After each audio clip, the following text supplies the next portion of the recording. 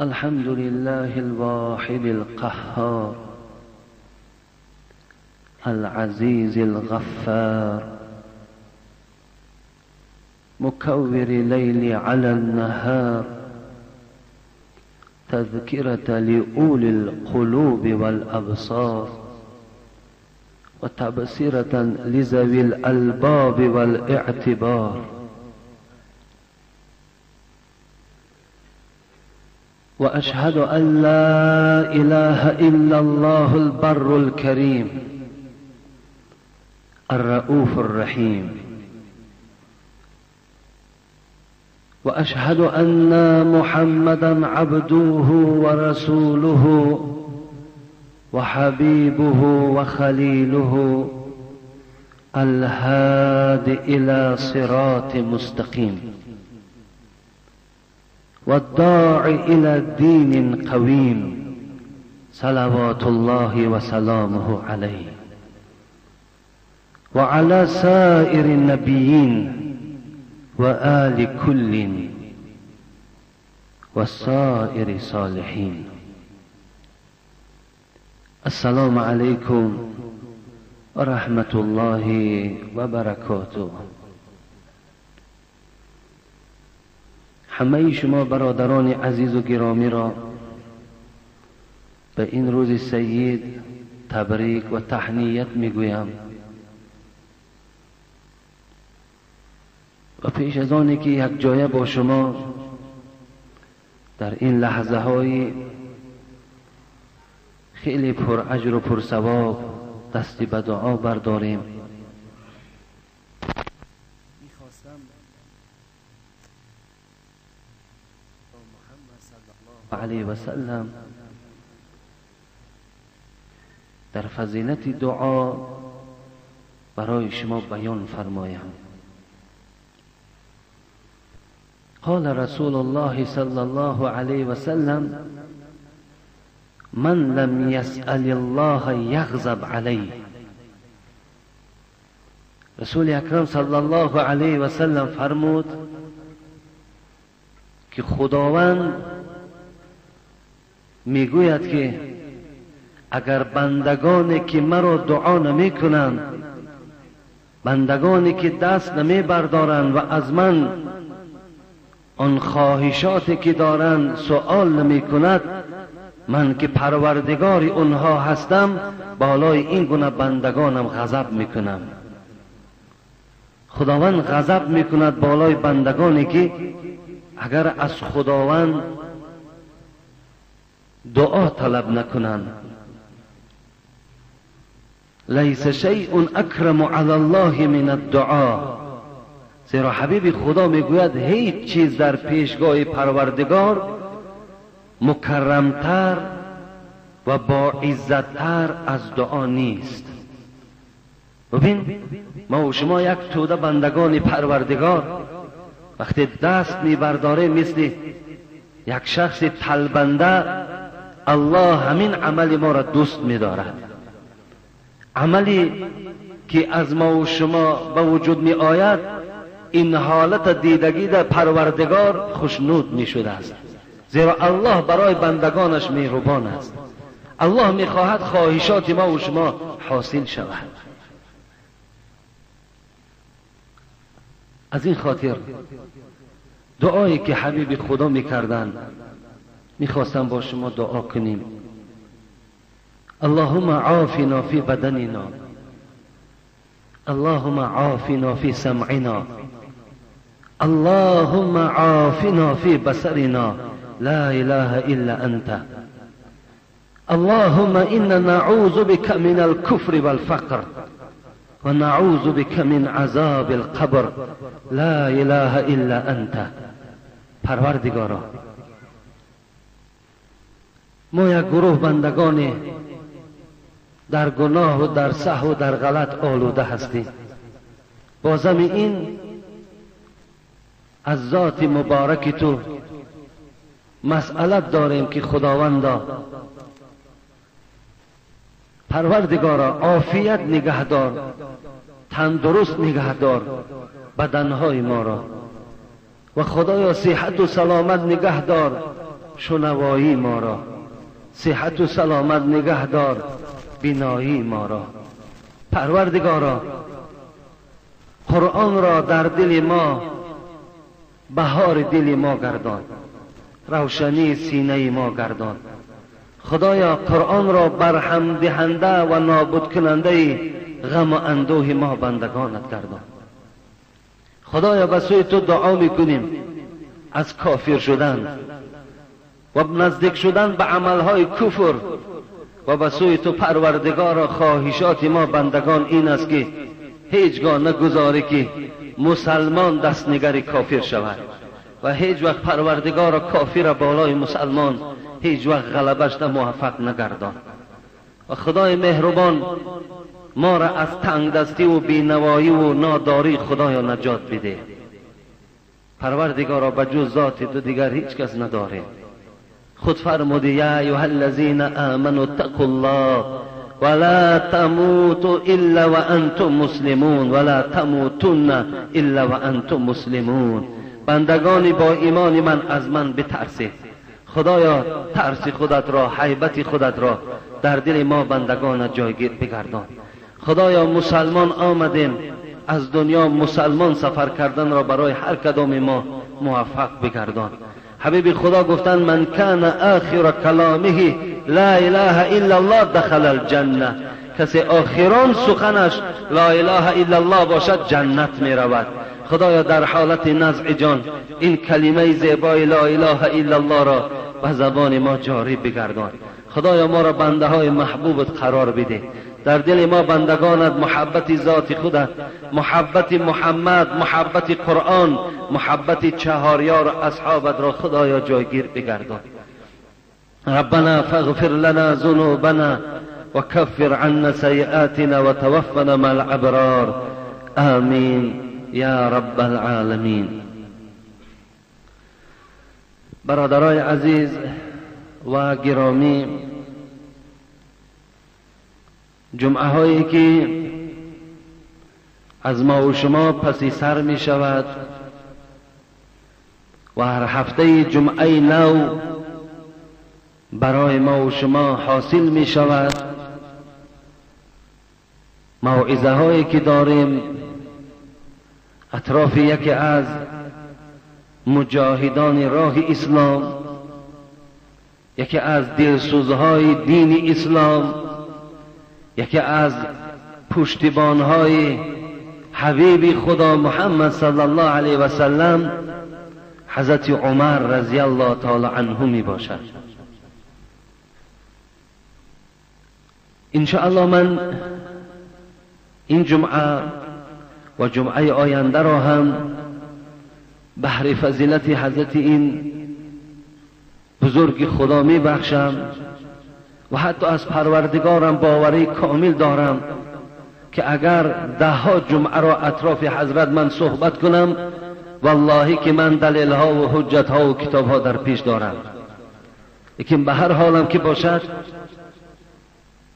برای شما یک چند جمعه دیگر بهر فضیلت ایشان صحبت ها می کنم تا که باز برای شما خاطر رسان می کنم که شما این دوستان خدا را شناسید تا که در پیش کدام از شما روز به روز فتنه ها و روز به روز خطرهای زیاد در اسلام ایجاد می شود و شما روبرو می شوید. من خاص از برای خدا این موعظه ها را به گوش شما می رسانم و شما را بیدار می سازم که اینها چه کسانی و چه شخصیت هایی بودند که در دوره های رسول اکرم حیات به سر بردند.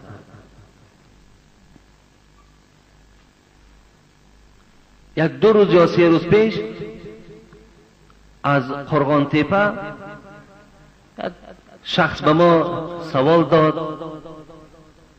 راستی باروی من برادرم گفتن نمیتونم. از ما سوال کردن که ما آگاه شدیم که شما چند جمعه هست که اطراف چهاریار پیغمبر صحبت دارید، لیکن از شما ما خواهشمان همین است که آن چیزی که حقیقت است و بیان کن. ما به برادر جواب گفتیم که من نمیدانم حقیقت شما چی را در نظر دارید. هر حدیث که میخوانم والله که اکثریت او از صحیح بخاری است، اکثریت او از صحیح مسلم است و هر کدام او به خود راوی دارد، سند دارد. از او چیزی بیرون من برای شما تا حال نگفتم. لیکن وقتی این برادر عزیز یا گویم یک شخص گفتن که حضرت عمر و حضرت ابوبکر و حضرت عثمان، اگر انسان اگر نسبت اینها تحقیر کند یا اینها را پس در چشم مردم نشان دهد گناهکار نمی شود. باور کنید ما از این جمله ها ناراحت هم می شویم، لیکن هزار فضل خدا را می کنیم که امروز ما یک بندگان نالایق یک چند حرف آموخته است که به گوش شما رسانم تا که شما هم پیروی این گونه شخصان جاهل نباشید، تا که پیروی این گونه شخصان گمراه شما هم نشوید. هزارها شکر به سوی خدا میکنم. شخصی که آشکارا پیغمبر خدا گفت عمر تو در جنت هستی، آشکارا 10 یار بهشتی، چگونه این گونه شخص من صفت نکنم؟ شخصی که در دوره های خلافت خود 1036 دولت را فتح کرده، اسلامی کرده است. شما تصور کنید برادرای عزیز، 1036 دولت با اطراف های کوچک هایی که داشتند، همگی در دوره های خلافت حضرت عمر از آن دین های بیکاره و بیهوده‌ای که داشتن نجات یافتند، همگیش مسلمان شدند. آسان است 1036 دولت. شخصی که در دوره های خلافت خود 4000 مسجد 5 وقته ساخت. 4000 مسجد 5 وقته در دوام 10 سال و 6 ماه و 5 روزی که حضرت گویم در خلافت نشستند، ملک در زیر تصرفش بود، 4000 مسجد ساختند. آیا این فضل نیست؟ این بزرگی نیست؟ شخصی که در دوام حیات خود 900 مسجد جمعه خانی ساختند، این فضل نیست؟ کی می سازند؟ امروز مسلمان های ما مسجد بد میبینند. امروز مسلمان های ما و شما به مسجد آمدن در تنقیصی دارن، تنبلی دارن. حضرت 4900 مسجد که از این 4000ش 5 وقته 900 تا این نماز جامع بود در حیات خودش ساخته دادن. دو امپریای بزرگ، یکی روم یکی فارس شکست دادن. ببینید دو امپریای بزرگ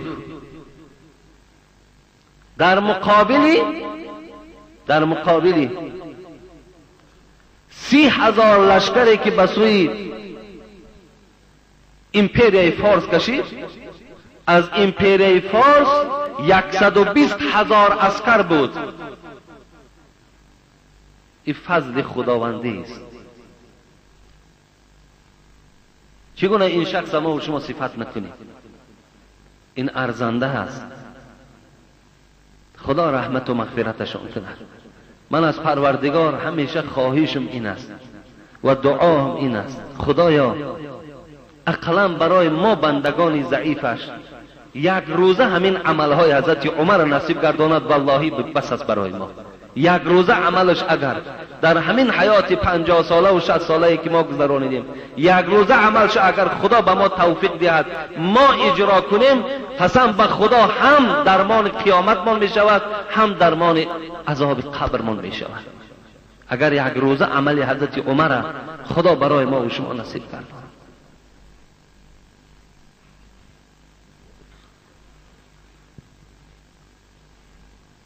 یک روز از حیاتش میگذشت، 24 ساعت سپری میشد، در دفتر می نویسان که عمر چی ها کرده است. عمر در دفتر می نویسد از سحر خیستگی تا سحر دیگر کدام عمل ها از عمر سر می زند می نویسد. روز دیگر سحر در پیش خود یک چوب را می گذارد و ورق می زند. هر عمل ناجایی که اگر از دست او می گذشت، از پای او می گذشت، از زبان او می گذشت، با این چوب و یا آداب می داد. کی می کند؟ کی می کند این کاره؟ از حیات ما و شما اگر 40 سال و 50 سال گذشته باشد، باور کنید بعض ما و شما در همون گناه های کردگی ما پروا هم نداریم، خطر هم نداریم، فکرم نداریم. میخواستم یک حدیثی را از خود زبان حضرت عمر رضی الله عنه برای شما حکایت کنم. اینم از فضیلت حضرت عمر خبر میدهد. ان عمر رضی الله تعالی عنه قال: بينما نحن جلوس عند رسول الله صلى الله عليه وسلم ذات يوم. حضرت عمر میگوید یک روز از روزها در نزد پیغمبر خدا همراه چند دوست دیگری پیغمبر خدا نشسته بودیم. اذ طلع علينا رجل شدید بیاض الثياب شدید سواد الشعر لا يرى عليه اثر السفر ولا يعرفه منا احد. حضرت عمر میگوید با حبیب خدا صحبت داشتیم، ناگهان یک مرد بسیار لباسی سفید داشت در پیش ما پیدا شد. بسیار لباسش سفید بود و بسیار موی سرش سیاه بود. لا یرا علیه اثر السفر. حضرت عمر میگوید به آدم مسافر تماما مانند نبود، زیرا آدمی که اگر راه طی کرده باشد او از گرد و از چنگ و از خاک خالی نیست، لیکن وجود این آنقدر پاکیزه بود، آنقدر لباسش سفید بود که حتی یک گرد در لباس او نبود. موی سرم آنچنان سیاه بود. در کتاب لباس که در اکثر حدیث های پیغمبر خدا می آید، رسول اکرم لباس سفید دوست می داشتند و ما و شما را به پوشیدن لباس سفید بسیار تأکید کردند و این چنین گفتند که مرده هاتانم با لباس سفید به قبر گرانید. مقصد کفن است. در دیگر حدیث پیغمبر خدا گفت لباس های سبز پوشید، زیرا که اهل جنت لباسش لباس سبز است. لباس سیاه هم سنت پیغمبر خدا هست، لیکن از کرته زرد پوشیدن پیغمبر خدا منع کردند. کرته های زرد نپوشید گفتند، زیرا این لباس اهل اسلام نیست، بلکه از غیر اهل اسلام است. حتی در یک حدیث هم یک اصحاب لباس زرد داشتن، پیش پیغمبر خدا آمدن. پیغمبر خدا گفتن از تنت بیرون کن. گفتن چیکار کنم؟ رنگ دیگرش دیم؟ نه، گفتن رفته سوزانش. گفتن حضرت عمر میگوید به آدم مسافر مانند نبود. ولا یعرفه منا احد. چند نفری که در پیش پیغمبر خدا نشسته بودیم، کسی از ما این مرد نمیشناخت. آدم ناشناس بود. فجلس عند النبي صلى الله عليه وسلم فأسند ركبتيه إلى ركبتيه ووضع يديه على فخذيه. میگوید این مرد آمد زانو به زانوی پیغمبر خدا چسبانیده نشست. چگونه که سری زانو بسیاری از ما و شما عادت دارد می نشیند، یعنی از روی آداب است، همچنان سری زانو نشستند و زانوی خدا به زانوی پیغمبر خدا میگوید چسبانیدند و دستهاش این مرد در بالای رانهای خودش گذاشت. فقال یا محمد اخبرنی عن الاسلام. حضرت عمر میگوید این مرد برابر نشستن گفت محمد صلی الله علیه و سلم ما را از اسلام خبر بده، دین اسلام چیست و آدم مسلمان کیست؟ حبیب خدا جواب گفتند ان تشهد ان لا اله الا الله و ان محمدا رسول الله و تقیم الصلاة و تؤتی الزکاة و تصوم رمضان و تحج البیت من استطعت الیه سبیلا. برادرای عزیز بسیار با دقت باشیم، تنی میفهمیم دین اسلام چی بوده است و آدم مسلمان کیست. رسول اکرم صلی الله علیه و سلم هم دین اسلام اعلان کردند و هم آن کسانی که این عمل چنگ زننده باشند اونها را هم آدم مسلمان اعلان کرد. یکم گفت این که مسلمان آن شخصی هست که گواهی میدهد، شهادت میدهد که خدا یک و یگانه است و محمد صلی الله علیه و سلم بنده اوست و فرستاده اوست و پیغمبر اوست. یکم نشانه آدم مسلمان. دوم 5 وقت نماز ادا کردن است. سوم نشانه از مال زکات دادن است. چهارم نشانه ماه مبارک رمضان روزه داشتن است. پنجم نشانه حج کردن است، هر کسی را که اگر قوت حج کردن داشته باشد. ببینیم برادر عزیز اسلام ما چی بوده است؟ انا همین 5 چیزی که حبیب خدا گفتن انا این از دین اسلام و انا همان کس از مسلمان که چنگ زننده انا منها باشد. اگر امروز شخصی که دعوای مسلمانی کند لیکن با وجود پروردگار و با پیغمبر بودن حبیب خدا اگر باوری نداشته باشد وای مسلمان نیست.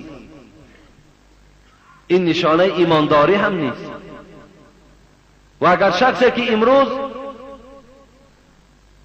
دعوای مسلمانی میکند لیکن 5 وقت نماز شده میخواند، مسلمانی بله مسلمان لیکن از نماز محروم است، نماز شده میخواند، پروای نماز هم ندارد. یا شخصی که امروز مال دارد از مالش زکات پرداخت نمیکند. یا شخص مسلمان در ماه مبارک رمضان روزش میخورد. پس شما خودتان بها دهید آیا دین اسلام همین است و عمل آدم مسلمان همین است؟ و دیگر پیغمبر خدا گفتن حج کنید اگر قوت حج داشته باشید. امروز بنده های خدا خیلی بسیار شدن، آدم های پولدار، لیکن حج نمی روند، حج نمی کنند. یافتن یک بهانه، یک شعار، همین آدم های مسکین دست بگیر، دل یگان آدم آزار نده، خودش حج است. یا اینکه دلیل دیگر رو حضرت بر قصه بر زیارت کن، حج است. اینا دروغند، اینا دروغ هستن برادر عزیز. بله دل آزار ندادن نه برای حاجی بلکه برای همه انسان فرض و واجب است که دل هیچ بنده مسلمان آزار ندهی. برای همه ما و شما شرط و ضرور است که دستگیر فقیر و مسکین باشیم، لیکن معنای را ندارد که من پول حج در آدمای فقیر تقسیم کنم و خدا روز قیامت به خاطر این مرا همچون عنوان حاجی‌ها و همچون در زمره حاجی‌ها محشور گرداند. این معنا را ندارد. من حج میکنم زیرا در گردن من فرض است و اگر خدا مرا توفیق و هدایت و غیرت داده باشد باز کمک فقیرها و مسکینها هم میکنم. یا به زیارت حضرت برق، امروز که کتابچه ها برآمدن 3 بار زیارت کن حج نرو. این اسرائیلیات است برادر عزیز، این توصیه مردم یهود است. نمیخواهد که آدم مسلمان رفته کعبت الله را زیارت کند، نمیخواهد که مسلمان ها رفته انبوه مردم در کعبت الله ببینند مسلمان ها چگونه‌اند، چگل اتفاقی دارند، چگل زاره و تولا دارند. اونا را آدم مسلمان دیدن برابر باز محبتش به اسلام و به خدا زیاد می شود. به این خاطر هر چیز خواستن نویساندن گرفتن، رو فلانی را زیارت کن حج می شود. اگر 3 بار نه 300 بار برا به خدا قسم یک حصه حج تو را خدا در نامه اعمال نمی نویسد. 3 بار چی است؟ یا دیگر خواهشات من همین است دادر عزیز، از حج که آمدیم حاجی خوب شویم، حاجی با توفیق شویم، حاجی مهربان شویم. از جمله کسانی که دروغ گویند، خیانت کنند، دزدی کنند، فریب کنند، عرق نوشی کنند، فسق و فساد کنند، از جمله این گونه حاجیان نباشید. اگر چنده که امروز این خبرها هم به گوش ما میرسد، برادرای حاجی از من ملال نشوند، ما خودمان هم حاجی هستیم.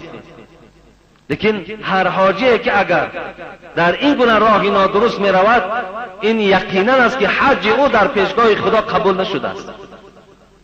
این سخن حضرت سعدی است: خر عیسی گر برش به مکه، گرچه آید هنوز خر باشد.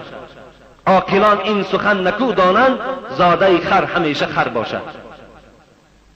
حاجی با توفیق شویم، حاجی خداتر شویم، زیرا ما بسیار چیزهایی را دیدیم که این مردم عادی و یا ندیدن.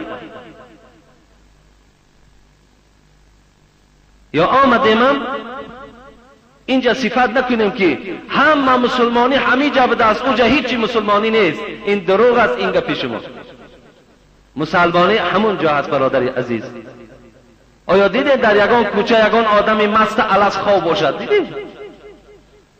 یعنی کوچه های خودمان با اون کوچه ها مقایسه کنیم. آیا دیدید که خانه های مسلمان ها را دزدی کنند؟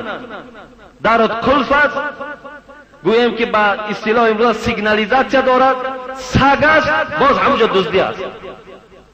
کجا دست ما مسلمانی ما؟ مسلمان همین است که حق یک برادرش در بازار فریب میکنه؟ آیا همین است مسلمانی ما؟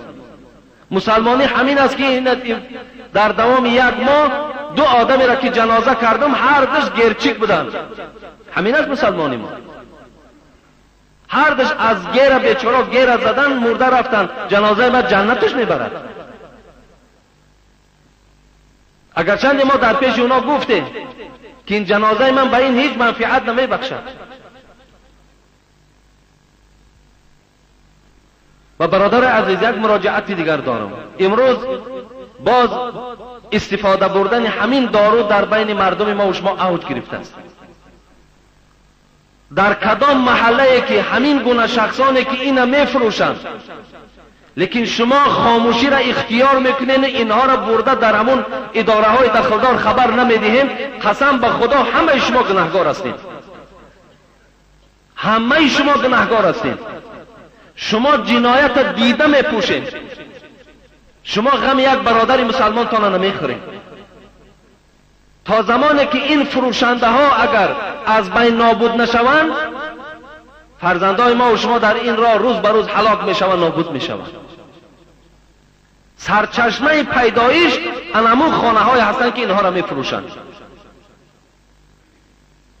این خبرکشی نمی شود، این خدمت در دین اسلام می شود، زیرا الله این حرام گفته است. به خدا بیان کردن، اسلام گفتن. این مرد چی گفت؟ صدقت، راست گفته ای محمد. فعجبنا، حضرت عمر میگن ما در تعجب ماندیم. یسألوه و یصدقوه، خودش سوال میدهد باز خودش تصدیق میکند که راست گفتی. باز سوال داد اخبرنی عن الایمان، ایمان چیست؟ اسلام و پیغمبر خدا بیان کردند.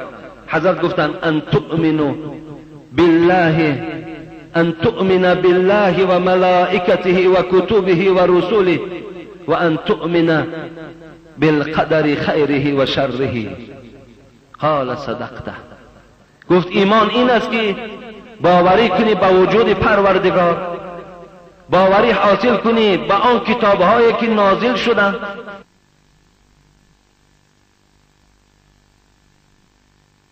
قیامت کی می شود؟ قال ما المسئول باعلم من السائل. رسول اکرم به این مرد جواب گفتند از من دیده تو داناتر هستی کی قیامت می شود؟ من نمیدانم. گفتند اخبرنی عن اماراتها. این مرد به پیغمبر خدا گفت مادام قیامت آمدنش ندانی نشانه هاش بیان کن. چگونه نشانه دارد آمدن قیامت؟ حبیب خدا دو نشانه گفتند.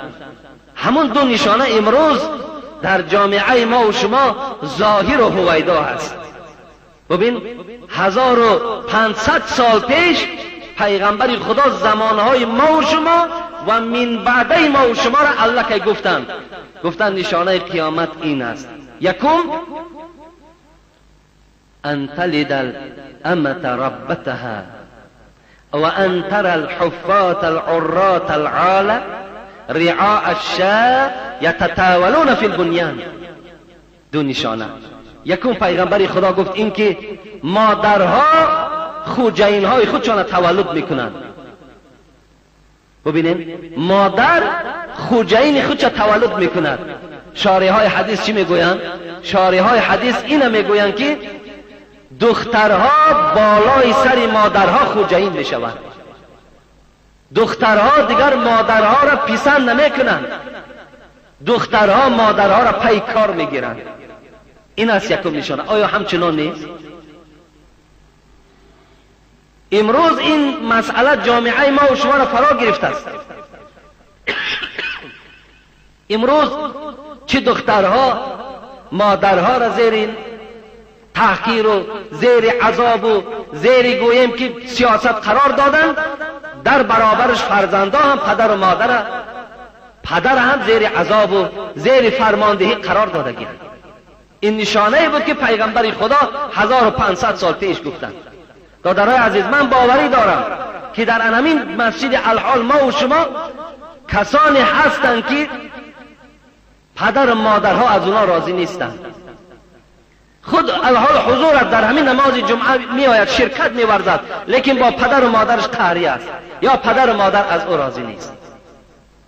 برادرای عزیز و گرامی به خدا قسم در دین اسلام آنقدر برنامه های زیاد برای احترام پدر و مادر وجود دارد. پدر و مادراتان احترام کنید، به قدر پدر و مادرهاتان رسید. وقتی که حضرت موسی علیه السلام بالای کوه طور برآمد، ببین برای چی برآمد؟ حضرت موسی را معجزش همین بود که با پروردگارش راز میگفت، سخن میگفت. این بزرگی حضرت موسی بود. خدا هم در سوره اعراف بیان میکند ولما جاء موسی لمیقاتنا وکلمه ربه فقال ربی ارینی انظر الیک. حضرت موسی وقتی بالای کوه طور برآمد همراه 70 نفر بود. همگیش سخن خدا را شنیدند، همگیش گفتگوی حضرت موسی را با پروردگار شنیدند. وقتی حضرت موسی میگوید با پروردگار که سخنرانی کرد، بسیار اشتیاقش آمد، بسیار ذوقش آمد و چی گفت؟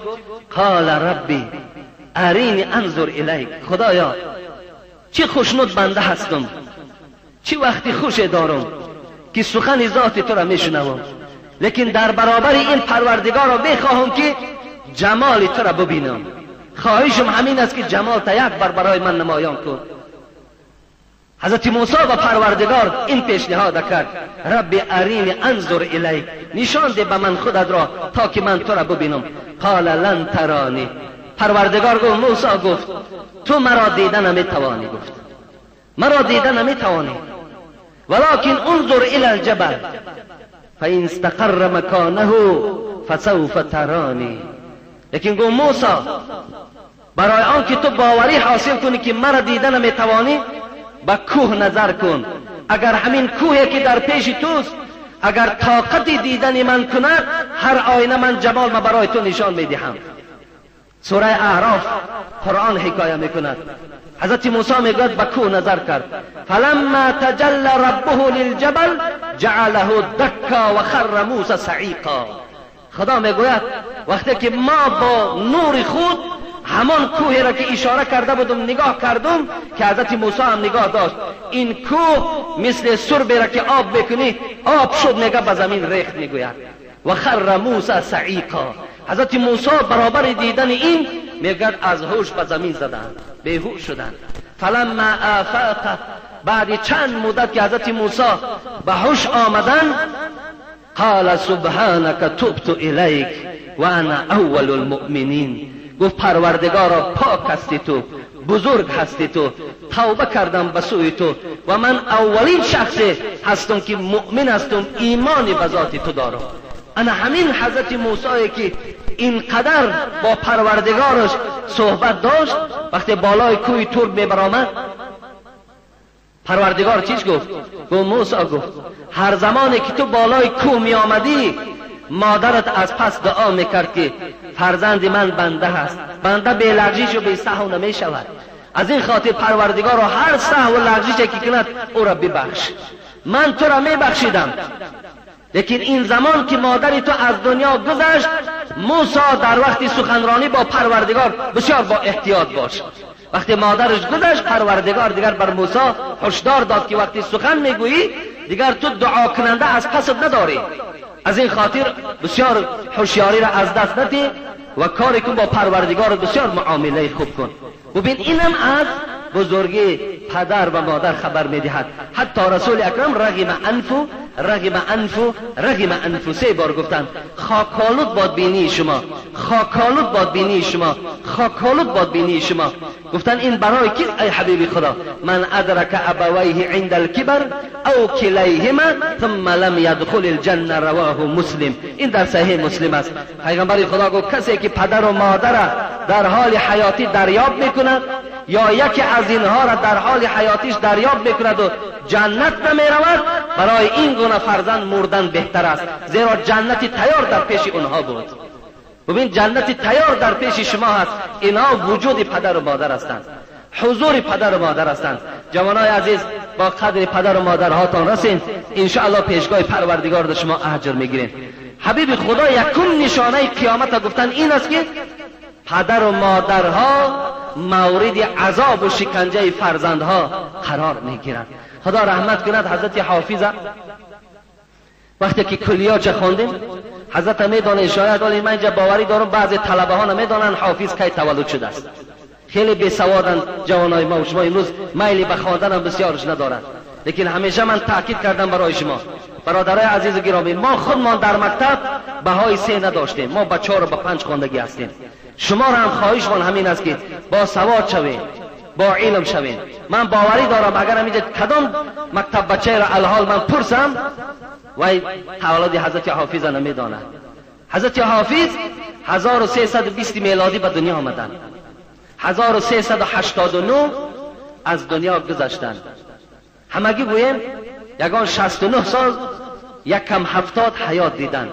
ببینین 700 سال پیش حضرت حافظ در دیر همین پیشنهاد پیغمبر خدا چی برای این فرزندهایی که پدر و مادرها را حرمت نمیکنند چی گفت؟ این چه شوری است در این دور قمر میبینم، این چه شوری است در این دور قمر میبینم، همه آفاق پر از فتنه و شر میبینم. ببینید هیچ شوقت نه برادر به برادر دارد، هیچ مهر نه پدر را به پسر میبینم. 700 سال پیش میگوید، زمانی شد است میگوید، اینقدر بدبختی میگوید، اینقدر گویم که ناحقی ما را احاطه کرده است. حتی برادری که با برادر در زیر یک کرپه کلان شدن امروز با یکدیگر دشمن هستند، با یکدیگر قهر و ملال هستند. هیچ شوقت نه برادر به برادر دارد، هیچ مهر نه پدر را به پسر میبینم. حتی نمیبینم که پدرها، بعض پدرها حتی مهری به فرزند ندارند. بعض فرزندها با ما شکایت میکنند که از روزی که مادرمان گذشت پدرمان از زن دادیم دیگر در اون خانه برای ما جای نشد. مثلا زن برای خود اختیار کرد، فرزندان همه را جواب داد که روین در زندگی ما چقه نشوین، هر جایی که میروی رفتن گیره، تو با آداب میشوی، بی آداب میشوی، تو عرق نوش میشوی، زیناکار میشوی، کارم به تو نیست، رو زندگی ما در خلل نته. آیا همین گونه پدر بی رحم نیست؟ تو فردای قیامت از زن تم پرسیده شوی، از این فرزندات هم پرسیده میشوی که این فرزندان را تو در کدام راه تربیت کردی. اون روز برنامه را در تلویزیون دیدی، بسیار یک چیزی ناخوب از شهر نیست، ما به زبان من نمیارم باور کنید که مثال همون موی سفید با کی علاقه جنسی کرده است. بسیار بدبختی بود. میسته میگه مسلمانی در ماست، اونجا مسلمانی نیست. با نبیره خود نبیره، آیا همین به مهری نیست؟ هیچ شوقت نه برادر به برادر دارد، هیچ مهری نه پدر را به پسر میبینم. حضرت در دوام چی گفتند؟ ابلهان را همه شربت ز گلاب قند هست، قوت دانا همه از خون جگر میبینم. ابلهان را همه شربت ز گلاب قند هست، قوت دانا همه از خون جگر میبینم. ببین آدم ابله به تمام شرایط رسیده است، لیکن آدم با سواد و با عقل در پسترین طبقات زندگی دارد. بهترین شرایط برای آدم با معرفت و با سواد است و محروم است، لیکن آدم ابله به همه چیز رسیده است. ابلهان را همه شربت ز گلاب و قند هست، خود دانا همه از خون جگر میبینم. مردمان روز بهی میطلبند از ایام، مشکل این است که هر روز بدتر میبینم. مردم هر روز با امیدن که فردا خوب میشود، فردا خوب میشود، لیکن من برای شما میگویم که تا رفت هر روز بد شده ایستاده است، بد شده ایستاده است. در دوام گفتن اسب تازی شده مجروح به زیر پالان، طوق زرین همه در گردن خر میبینم. این سخن حضرت حافظ است برادر عزیز و گرامی. این حضرت در دنیا نام دارد. اسب تازی شده مجروح به زیر پالان، طوق زرین همه در گردن خر میبینم. طوق زرین زیب اسب داشت، لیکن در اسب جیل خر پرتافتن و جیل اسب در خر پرتافتن. ببینین هر آدم به خودش جای دارد، باید در جای خودش باید چیکار کند؟ مسئولیت اجرا کند، باید در جای خودش باید آباد کند، لیکن در جای خودش نیست. فقط زمانه چیکار کرده است؟ زمانه ای شده است که الله که گفتی حضرت عبدالقادر بیدیل خدا رحمتش کند، بابای مولا شریف خدا رحمت و مغفرت کند، در پیش حضرت ما چند صحیفه های حضرت بیدیل هم خوانده بودیم. در اونجا در کتابش آورده بود که زمانه کجرویشان را ببر کشد بیدیل، هر آن که راست بود خار چشم افلاک است. همین زمانه گو کج، آدمای هیلگر، آدمای نیرنگباز، آدمای کج تربیه میکند، لیکن کسی آدمی راست باشد او را هیچ وقت زمانه تربیه نمیکند، بلکه وای در چشم مردم خار است. گفتند از این خاطر این حضرت هم میگوید ببین این طوق زرین زیب اسب داشت، لیکن در گردن خر پرتافتنش. خود همین حضرت حافظ هم یک شعر دارد: از تقاضای زمان گردش چرخی فلک، خیرس را گفتم تقای خوب را گفتم امک. زمانی شد که دیگر چیکار کنیم؟ ما واری آدمای بزرگ، یک آدمایی که خرس طبیعت بودن، یک آدمایی که خوب طبیعت بودن، اونها را رفته امکی و تقه گفته، خطی اونها ما چیکار کردیم؟ معامله کردیم. انا حضرت همین بیان دارند: دختران را همه جنگ است و جدل با مادر، پسران را همه بدخواهی پدر میبینم. حضرت گفتند زمانی می شود که ببین زمانی شد است که دخترها هر روز با مادرهاشون و پدرهاشون جنگ و جدل ها دارند، خواب نافهمی ها دارند، نابسامانی ها دارند. پسران را همه بدخواهی پدر می بینم. پسرها را هم می بینیم که بدخواهی پدرشان می کنند. در آخر حضرت گفتند پند حافظ شنو خواجه برو نیکی کن، که من این پند به از گنج و گوهر می بینم. اگر پند مرا گوش اندازی بچم گفت، آن چیزی که گفتم برای عبرت گفتم، یکی نکند که شما ملال شوید گفتم، یکی نکند که شما دلتان غم فرا گیرد، بلکه هر چی گفتم برای تعلیم زندگیتان گفتم، هر چی گفتم در زیرش سند دارد، در زیرش دلیل ها دارد. ملال نشوید بلکه چیکار کنید؟ اصلاح شوید. حضرت گفتند یکم نشانه پیغمبر خدا ان همین بود. دوم چی گفتند؟ انتر حفات العرات العاله، زمانی می شود که آدمای پایلوچ، آدمای گرسنه، آدمای تن برهنه، رعاء الشاء، آدمهایی که چوپان هستند، گوسفندچران هستند، یتطاولون فی البنیان، اینا در ساختن عمارت با یکدیگر مسابقه میکنند.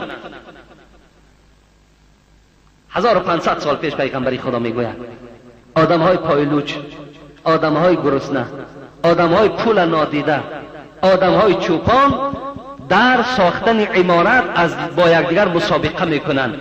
یک تاش اگر 2 تا ساخت، دیگرش 3 میسازد. اگر داخلش تعمیرش دیگر باشد، این رفته از دیگر دولت باز دیگر اوستاها را میارد. مسابقه در خانه اندازی میشود گفتن حبیب خدا. بعد از این مرد تصدیق کرد و از جای خود خیز رفت. حبیب خدا چند فکر کردن و بعد این فکر چیکار کردن؟ گفتن یا عمر اتدری من سائل، عمر این مرد که از من سوال کرد شناختی یا نشناختی؟ قلت الله و رسول اعلم. حضرت عمر میگوید گفتم چی گفت؟ الله و رسولش داناست، من ندانستم این کیست. فقال رسول الله هو جبرائیل علیه السلام، این جبرائیل بود. گفت این حضرت جبرائیل ملائک مقرب پروردگار آمد. اتاکم یعلموکم من امر دینکم، رواه مسلم. این گفت آمد به خاطر اینجا با ما صحبت داشت تا که شما را به دینتان شناس کند، تا که شما را از اسلام و ایمانداریتان آگاه کند که اسلام چیز، ایمان چیز، احسان چیز، قیامت چیز. این جبرائیل بود. ببین حضرت عمر رضی الله عنه با زمانی که رسول اکرم همیشه با او هم صحبت داشت، جبرائیل هم در حال حیات دیدگی بودند. دیدن جبرائیل هم این فضیلت حضرت عمر رضی الله عنه را نشان میدهد. حضرت ببینین برادرای عزیز، مشرق و مغرب در زیر تصرف حضرت عمر بود. ما اگر امروز دادرای عزیز، من فقط خودمانم مثال بیارم زیرا که امروز منم از حال جامعه آگاه هستم. اگر ما و شما خدای نکرده 4 سوم صاحب باشیم یا یک کمتر احوال بهبودی در ما و شما رسیم، باور کن آنچنان کبر ما و شما را فرا میگیرد که دیگر به مردم خدا باور کنین سلام نمیکنیم، حتی سلام نمیکنیم. حالا که رسول اکرم، ببین سخنان حضرت رسول اکرم من برای شما میگویم و حضرت عمر سرچشمه تواضع و خاکساریش از سخنان رسول اکرم بود. ان الله اوحى الی، رسول اکرم گفتن که خداوند بر من وحی کرد، بر من سفارش داد چیکار کن؟ ان تواضعوا.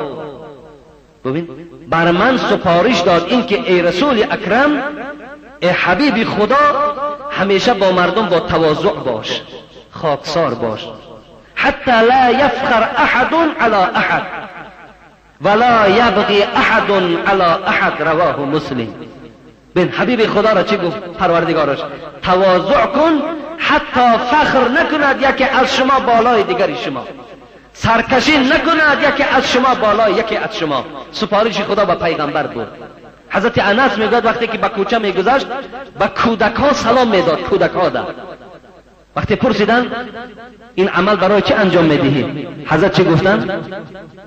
کان النبی یفعلوه، بود که پیغمبری خدا را میدیدم که با کودکان این چنین معامله میکرد، کودکان را سلام میداد، با کودکان تواضع داشت. پیغمبری خدا گفتند کسی اگر تواضع از برای خدا میکند الله شرف او را بلند میگرداند. حضرت عمر با این تواضع خود که دنیا گویم اکثریتش در زیر تصرف بود، به خدا قسم آنچنان تواضع داشت که عقل بشریت وی نمیگیرد. اگر من از حکایه های این مرد حکمران، این مرد پادشاه، این مرد که گویم این قدر سیاستی بلند داشت، تواضع های او را برای شما بیان کنم، شاید که شما این چیز افسانه شوانید. شاید که شما، زیرا که شما انسان های در روبرو شدین که صاحب منصب و صاحب پول شدن، دیگر مردم خدا را که پسند خاطر نکردن فکر میکنه که وی هم همچنان بود. نه، وی از این خالی بود. طلحه میگوید یک شب نگاه کردم که حضرت عمر پنهانی پنهانی یک خانه در آمدن، یک خانه در آمدن، از این خانه بر آمدن خانه دیگر در آمدن. سحر شد. طلحه میگوید برای تفتیش آمدم. راستی بار طلحه میگوید من گمانی بد کردم که حضرت عمر در این شب تاریک کسی را خبر نداده، پنهان پنهان برای چی این خانه در آمد و خانه دیگر در آمد. گمانی ناخوب بود. طلحه میگوید لیکن وقتی روز شد آمدم میگوید این خانه را نظارت میکنم، یک زن بالای کرپچه خواب هست. در حال میگوید از این زن پرسان کردم ای خواهر عزیز، این مرد که امشب آمده بود به خانه تو بهر چی آمد؟ آن زن حتی نمیدانست که این عمر از خانه او می آید. کار ببینین، کار خالص از برای خدا را کردنش ببینین. هر کاری که میکرد به مردم تماما خبر نمیداد. بعد گفت برای چی میپرسی؟ نگفت برای من در کار است. گفت من یک زن پیران سالی هستم. گفت بچم چشم هم نمیبیند و این چونین قوت پرتافتن این اخلاط خود در کوچه ندارم. این مرد خدا برکات دهد کسی باشد می آید خانه مرا جاروب می زند و این اخلاط مرا بیرون می پرتاید و از خانه من هر شب بیرون می شود. عقلی کی؟ باور کنین آیا عقل بشر همین میگیره؟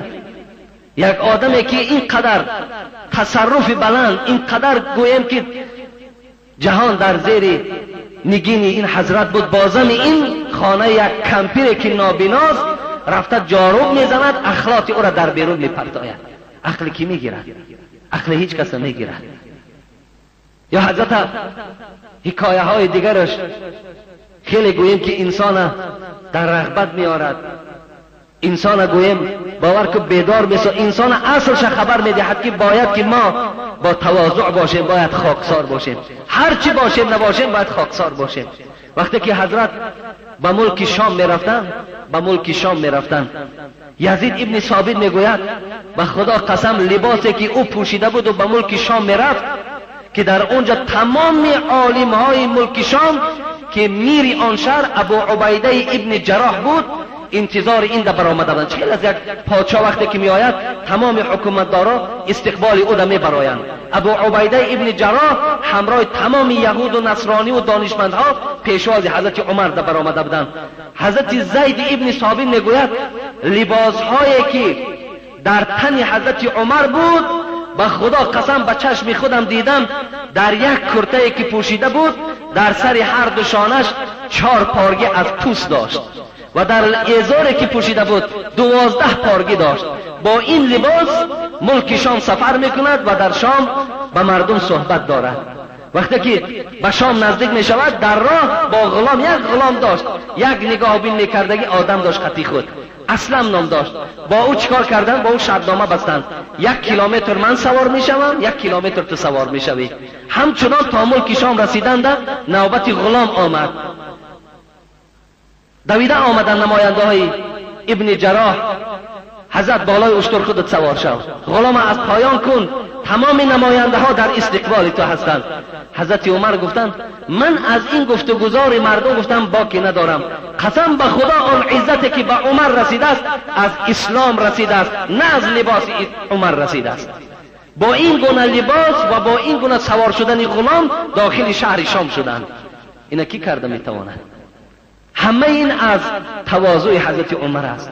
انشاءالله من جمعه آینده از قصه هایی که کمی طولانی تر هستند، کمی گویم که وقت میگیرند، که از تواضع حضرت عمر عبارت است، من برای شما انشاءالله حکایه میکنم و من با گوش هر کدام شما میرسانم. الله که وقت انجام یافتند و در اینجا در حق بعضی از برادرها دعا کردن من در کار است. یک برادر از قرغان تپه همین سحر از ما سوال یعنی خواهش کردن که با جمعیت دعا کنید که خداوند ما را صاحب فرزندی سالم و صالح گرداند. خدا این فرزند، این برادر ما را صاحب فرزندهای خوب و سالم و صالح گرداند و تمام برادرای مسافری که در پریبالتیکا و در سوردلاوس و در مسکو و دیگر دولت‌های اون بود و ما هم زنگ زدن که با جمعیت در حق ما دعا کو خدا همه این برادرای مسافر ما و شما را با دست پر و با مرادهای حاصل شده و خانه هاشون خداوند صحت و سلامت رساند. آمین یا رب العالمین. خب برادر میری سرابک از خشکسنگا خدا نگهش دارد، از همونجا برای جمعه ادای جمعه به همین جمعه ما و شما میآید. اینجا یک مبلغ هم جدا کردن که برای آبادی همین مسجد صرف کنید. خب در حق بابای استا اکابر که نو از دنیا گذشتن دعا کنید. بابای استا اکابر یعنی گذشته بودن، خدا رحمت و مغفرتشون کند. در حق برادری که یک ماشین قم آورده است، یعنی یک برادرمون به نزدیکی یک ماشین قم آوردن برای همین آبادی مسجد. خب برادر بهرام کمک کرده است، در حقشون دعا میکنیم انشاءالله. سمنت و در حق استاهای مسجد و خدمتچی های مسجد دعا کنید که خدا برکتشون دهد. هر روز در اینجا البته کارها رفته ایستادن. خب برادر محمد علی 2 دانه ستون مسجد را دادن، برای داخل شدن در این مسجد 2 ستون روان کردن. در حق کسانی که در صندوق خیریه صدقه کردن دعا کنید. خب یک برادر از محله کوهدامن برای کشت و کار گفته دعا کنید گفتند. خب در بین مهمانان 2 نفر فرزندان بابای آخوند ملا سفر مرحوم بابای عبدالفیض و عبدالصمد هستند، در حقشون گفتند دعا کنید. اینجا مهمانایی که در مسجد ما و شما حضور دارن. و دیروز یک برادر دیگر هم احمد از دنیا گذشته بودند، تا در نظر آشپز همه شما میدونید. در حق این برادر هم دعا کنیم خدای مهربان همه این گذشتگان رحمت و مغفرت گرداند و همه این برادرهایی که در این مسجد کمک کردند و همیشه غمخوار مسجدند، برای آبادی مسجد سعی و کوشش ها دارند. خداوند آرزوها و امیدهاشون حاصل گرداند. و همه آن مهمان هایی که در این مسجد ما و شما حضور دارند، خدا در هر قدمشان حسنات کتابت فرماید و جمله سیئات ایشان خداوند مغفرت گرداند. و همه شما را خدای مهربان تا جمعه آینده در حفظ امانش نگه دارد. آمین یا رب العالمین. و اینجا یک برادر دیگرم برای باران گفتن که دعا کنیم خدای مهربان. باران هم این رحمت الهی هست، از ضرر و فایده باران الله خودش درک داره است. اگر باران این روز برای منفعت بندگانش باشد، خدای مهربان این رحمت خودش نازل فرماید و آن آرزو و امیدهایی که در دل این بندگان زمیندار هست، دهقانها هست که مقصود اینها هم البته صاحب نان و آب شدن است، کمک کردن به یک برادر مسلمان هست که سبب همه این البته آمدن باران می شود. خدای مهربان این آرزو این نیت های بندگان را حاصل گردانی. آمین یا رب العالمین.